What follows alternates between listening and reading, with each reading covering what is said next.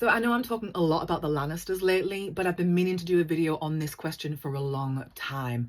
How did Jaime and Cersei's relationship begin? We know for a fact that Jaime and Cersei were already in a physical relationship with one another by the time their mother died. And Joanna died when they were I think they were 7 years old. Joanna's maid had caught them together and they were split up. And so Jaime and Cersei knew that this relationship was not appropriate, it was not allowed, they were not meant to be doing this. But their relationship did not start when they were that age. It had gone on before then. And Cersei likes to remember that when she was born first, and that Jaime came into the world holding her foot. That is what Cersei remembers. Allegedly. She doesn't really remember that. Nobody remembers being born. This is just what Cersei tells herself after the fact to justify her relationship with Jaime. Without any further evidence from the text, without any further concrete proof, I think it's a fair bet to say that Cersei was the one who initiated the relationship with Jaime, and she got her hooks into him very early on, and to Jaime, he didn't know any different.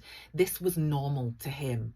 The thing I don't understand, and I don't know if I'll ever get my head around it, is why a child would behave this way, why young Cersei was like this, but she's always been the dominant one in their relationship, and she got her hooks in so early on that Jaime just didn't know any different, and he thinks that the way Cersei treats him is okay. He doesn't realise until decades later that actually it doesn't need to be this way, and it's not right, and it's not actually good for him. And the twin thing, we've got to talk about that for a second, because Cersei really hams that up. She uses the fact that they are twins to bring Jaime even closer to her than he already is. Like, she reels him in by, remember, we're twins and we came into the world together and we are two halves of the same person, and all of that kind of talk. She lays it on thick with Jaime. Cersei's always pulling the strings and Jaime's always kind of playing second fiddle. And that narrative, it continues as they get into being teenagers, and you start to see Cersei starting to make some moves. This is all while they are continuing this relationship. Even when they are apart for lengthy periods of time, they always still come back together, and they know that this relationship is not allowed. They know they have to keep it secret, but they carry on nonetheless. Cersei does not want Jaime marrying Lysa Tully. She doesn't want Jaime marrying anybody. So Cersei is like, okay, Jaime can join the Kingsguard and I'll live in King's Landing. It'll all be great and we'll all be one big happy family and we can continue our relationship. Cersei never stops to ask Jaime what he wants in his life. She decides for him, and it's always basically what's best for Cersei. Now, when Jaime is named the Kingsguard, this plan backfires and Tywin takes Cersei back to Casterly Rock, so the pair of them are split up once again. But they keep coming back to one another. When Jaime and Cersei are reunited, when she's about to marry Robert Baratheon, she sleeps with Jaime on the morning of her wedding to Robert and very quickly resumes her relationship after she is married. The big shame is that despite this relationship with Cersei, Jaime himself, he's a pretty nice person. He's got good ethics, good morals. He knows right from wrong. He tries to do the right thing, as we saw with Queen Rhaella, for example.